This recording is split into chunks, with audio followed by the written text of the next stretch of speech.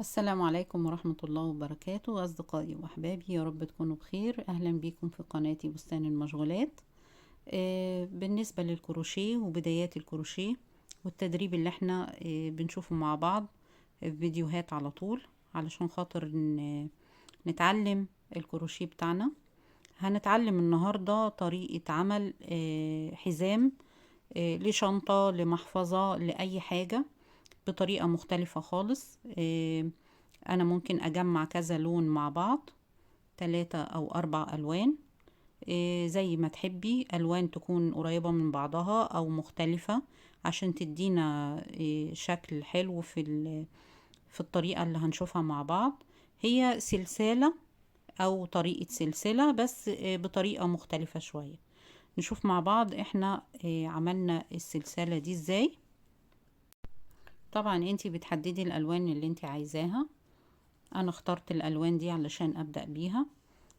بقسم الخيط بالنص زي كده مثلا اهو، فتلتين او جزئين، وباجي مثلا هنا في النص وعايزة اعمل عقدة البداية. ادي عقدة البداية بتاعتي اهي، عملتها تمام. بعد كده بعمل ايه؟ بلف الخيط على الابرة كده اهو، واخد لفة واطلع بيها تاني اهو كده، واخد لفة واطلع بيها معايا كده الفتلتين. وانا بدأت في النص باخد لفة على الابرة كده واطلع بيها كده،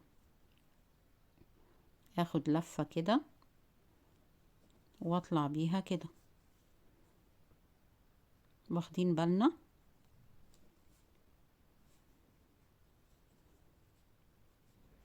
اهي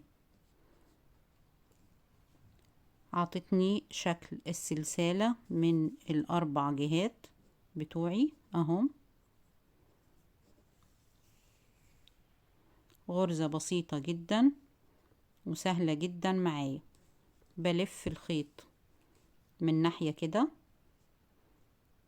واخد لفة اللي انا بعمل بيها السلسلة طبيعي جدا. باخد لفة من الخيط اللي معايا، الجزء التاني بيبقوا معايا على الإبرة عروتين اهم تمام. بعد كده باخد لفة اخرجها من العروتين. شايفين الغرزة سهلة وبسيطة ازاي؟ اقدر اعمل كمية الخيط اللي انا عايزاها. هتبقى تخينة معايا علشان تعمل لي حزام، تعمل لي يد شنطة اهو. شايفين الشكل اهو؟ شايفين شكلها جميل ازاي؟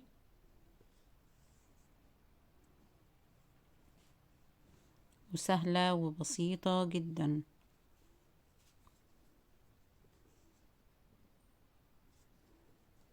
تاني باخد لفة على الإبرة كده، بيبقى معايا عروتين على الإبرة، باخد لفة واخرجهم هما الاتنين اهي. لفة كده على الإبرة واخد لفة اخرجها من العروتين. سهلة وبسيطة جدا زي ما احنا شايفين ده شكلها.